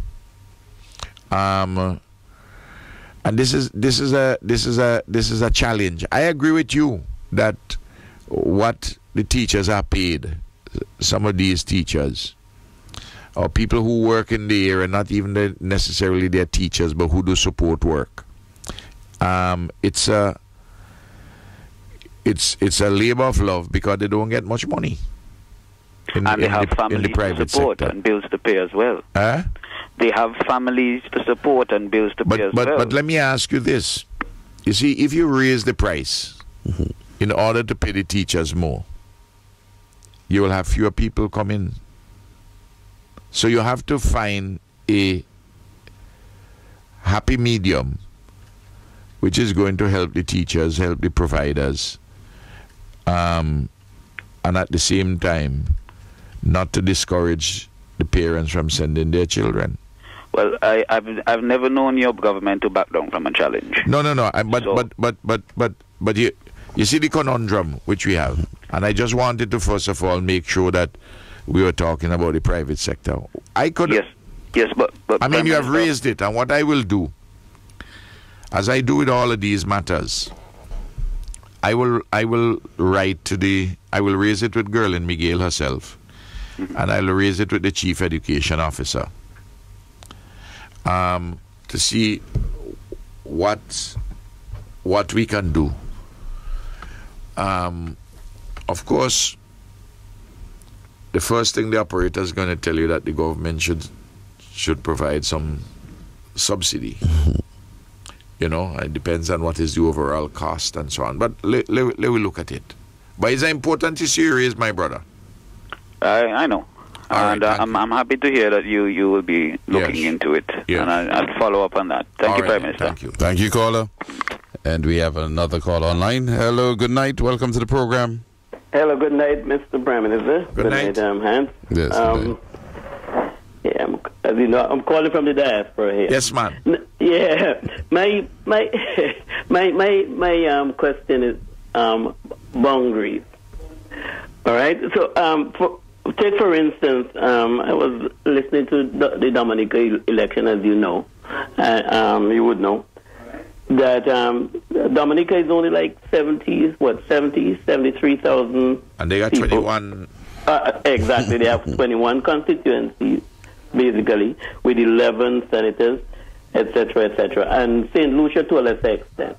Okay, my thing is, St. Vincent has 108,000 people, yet we only have 15 plus 6 things. And you would agree that as a teacher before you, and I think Hans, you also taught before and so on, the students would get more. The smaller the classroom, the better it is for the students. Now, so I'm going to this thing, and you may or may not agree with me with this, but take for instance in St. Vincent and the Grenadines, where the Grenadine Islands are split into, with the Grenadines North and South. Grenadines split into, to me, in my opinion, gets better service than, take for instance, in your constituency. And I would venture to say, and I'm not sure, but at least all the constituencies on the mainland are like 2 or 3 times as larger than those in the Grenadines. And I know there were one proposal at one time to add a few more constituencies, and I don't know. I'm assuming that the government backed down from the opposition because it cost a bit and so on and all that. So I'm asking now, why not add a few more constituencies on the mainland so that the people can get better representation? You know. No. In 2010, we had raised this issue. And there was a body which was put in place. And they were recommending 17 constituencies. Yes. The Governor General had an independent chairman. The opposition named somebody and the government named somebody, as is required with the Boundaries Commission.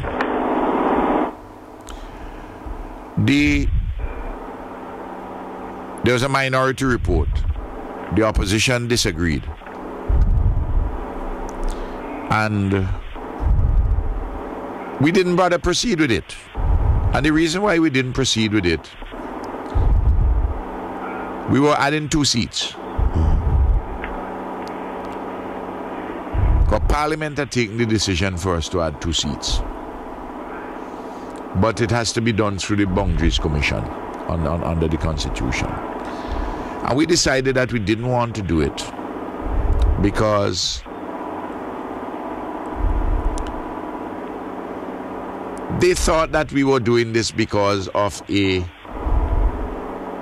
wanting to have an advantage. But strange enough, if the seats were cut in the way in which the Boundaries Commission was suggesting,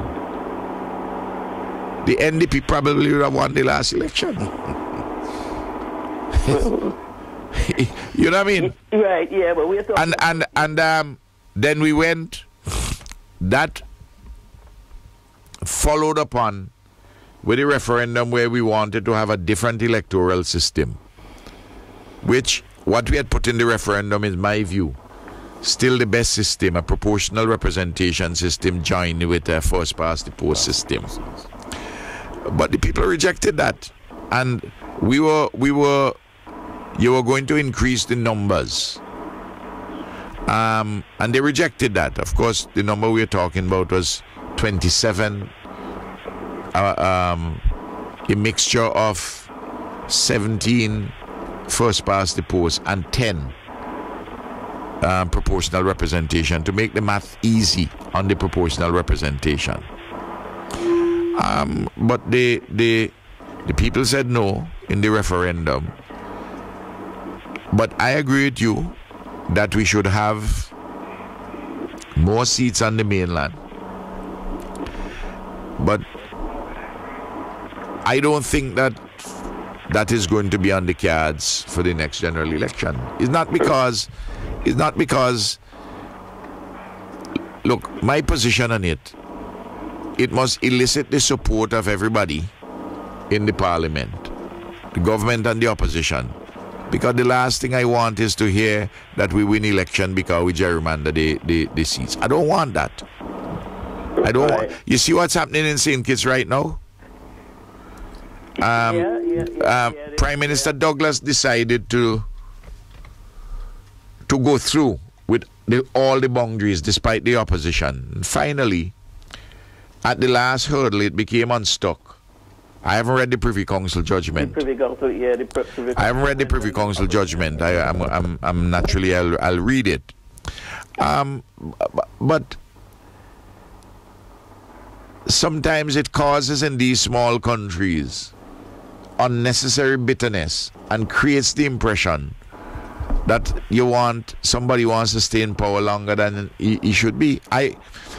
That's what they were saying, that I can't win it.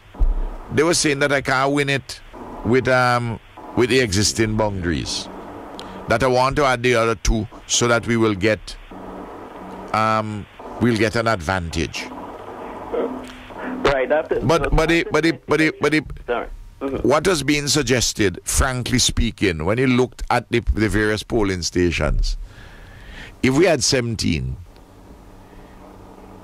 the NDP look as though they would have won 9 of those 17, and we would have won 8. So they opposed it to their disadvantage because they had the impression that we are trying to pull a fast one. Yeah. Okay, I'm not going to take on the issue of, although I, like you, agree that we should have more representative on the mainland, at least 2 more. Some people may say as many as 4 more. Yeah, when people say that the cost, look, a parliamentarian's salary, an ordinary parliamentarian salary, is not a lot of money. It's what becomes more expensive. You have a minister, not so much the minister's salary, is the whole set of civil service apparatus which has to go with the minister, and that's where the money comes in, not the minister per se. Right. And so, as I see it, in going forward to the next election, I don't think we should tamper with the boundaries. I think we leave them so. Okay, I understand. You know what I mean? And I don't. You see, the country is small, and the last thing that I want for the impression to be given in the international community that you see in St. Vincent and the Grenadines, the government is trying to see if it could gerrymander. I have never wanted to stay in power other than by free and fair elections. And I beat them in 2010. And I will beat them in 2015 with the very same boundaries, right, which have been there. After the 2015 and the ULP. Maybe after the 2015 elections, and especially since That is the last one I'd be running as party leader, hopefully. That maybe I can do it and tell people, listen, why are they kicking up like that? Let's do this thing now. And let's make the government, the representational system a little strengthen it now. Let's strengthen it. A bit more proportional. All right, thank you. All right, man. Thank you, Caddy, my brother. And we have another caller online. Good night. Welcome to the program. Good night, PM. Good night, King. How you all going? We're going fine. Did I really hear the price for the 100? Okay. Yes, I know. Price really That's really the price. The 100 should be going down to 138. We're going to bring it down below. I wanted to go below 140. I want to go to $40. Let me say thanks on behalf of the whole nation. So I love labor, so. Yes. What about the things in the supermarket? What are you doing about that now? Well, the thing is this, Iona. Uh-huh. In 2013, the inflation rate was flat. Yes. And in 2014, the inflation rate went up by 0.01. It was also quite flat. I mean, some prices went up in some things, and some other commodities either went down or stayed the same. I have the list of things here, I mean, I will tell you, taking 2014. If I were to take, let's go through some items. Mm-hmm. I'm dealing December 2013 and December 2014. Can I listen off the air? Yes, you can. Yeah. Okay, thank you. A pound of beef was $8 in 2013 and is $8 in 2014 December. Chicken, the whole chicken per pound was $6.22 in December 2013, $6.25 in December 2014. A price per pound increased by 3 cents. In the case of chicken leg, quarters, in December 2013 it was $3 a pound. In December 2014 it was $2.82 a pound. It fell by 18 cents a pound. Chicken back fell by 8 cents a pound, from 173 to 165. Chicken wings went up by 11 cents a pound, from $4.89 to $5. I got the commodities here. I mean, dozens and dozens of them. And you take, let's go somewhere else. The brown sugar, the loose brown sugar, went down by 12 cents a pound. The white sugar, the loose, it went down by 20 cents a pound, from 194 to 174. The brown sugar went down from 154 to 142. The loose flour went down by 2 cents, from 142 to 140. I'm using December 2013, December 2014. The packaged flour, white, remain at $6.75 a pound for the 2 kilogram package. And a kilo, as you know, is 2.2 pounds. The whole wheat went down from $7.39 to $7.25 for the 2 kilogram packages. The loose rice remain at $1.78 a pound. The packaged rice remain at the same price.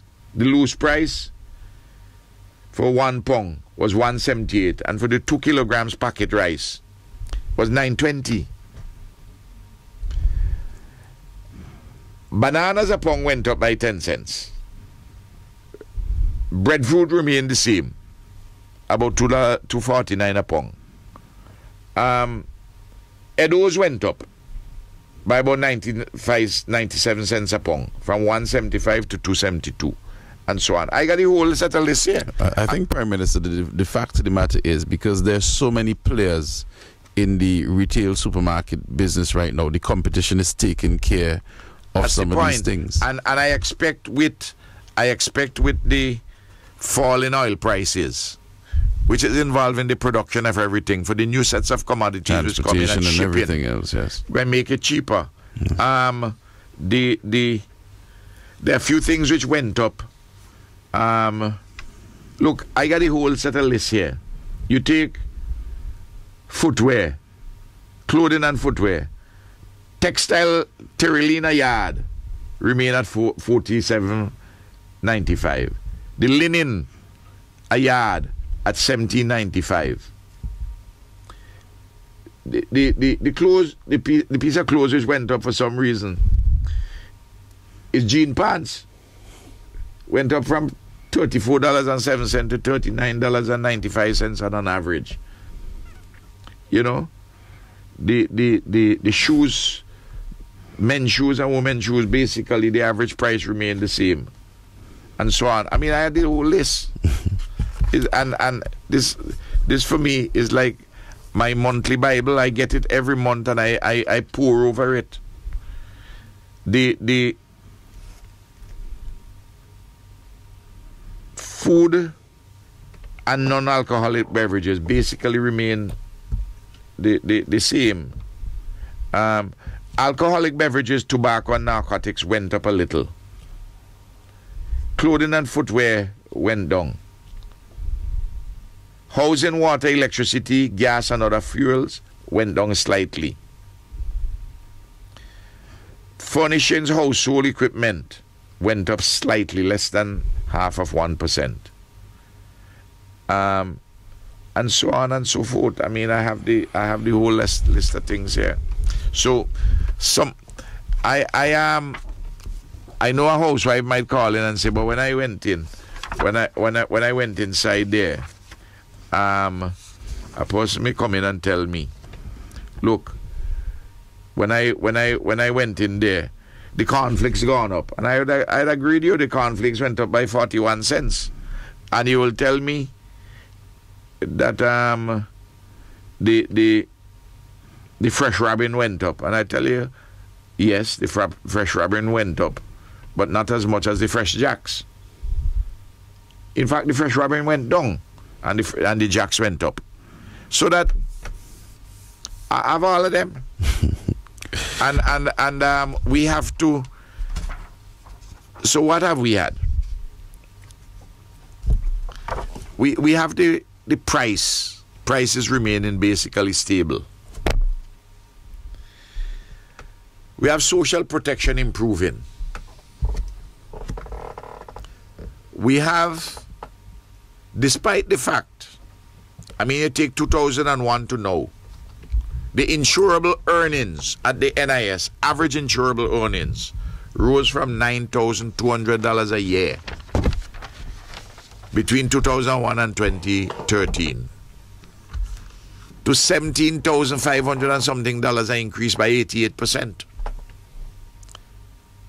So I like to talk about the real things, you know, because those are the things which concerns me in relation to the people of St. Vincent and Grenadines.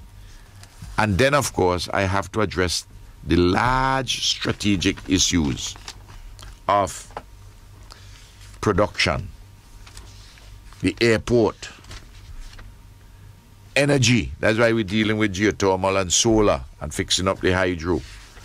That we're dealing with the education revolution. We're dealing with the things in health. These large strategic things, without which the smaller things ain't going to get, which touch the ordinary man, not going to improve. But at the same time, while we are living in the here and now, I trying to see how best we can to get the small things in order. And I track them. I could tell you this, who listening to me, the housewives, every single month. I have people who go around and check all the supermarkets them. Check all the prices of the commodities them. So I see how they move on a month-to-month basis. I don't go like you to the supermarket to shop. But don't think I don't know what's happening. And I talk to people on an ongoing basis too. So that is the story. we reach another end, Hans. Yes, I think we had a good night talking about some real practical things about the ordinary people and about the strategic development of the country. Yes, and definitely I know some callers would have wished we had more time to take calls, but we will have another parliamentary question time, Ask the Prime Minister, coming to you soon. So it was a pleasure being here with you next week. Because I'm here on the ground. So I only wouldn't have it if I'm not in the country or if we have parliament, but I'm here next week, Thursday. Yes.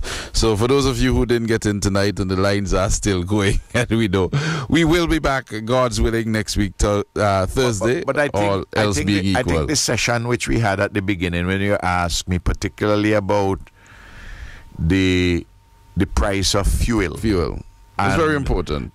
You know, and the what is happening with the fuel surcharge, what is happening in electricity generally, what is happening with diesel and gasoline, what is happening with LPG. And not only the price movement, but what is the story behind it, and what are you doing, and how are you addressing this question on an ongoing basis. Yes, it was I think that's very important. Yes, and I, of course, will deal with some of those on another program tomorrow, Friday, but we'll talk about that then.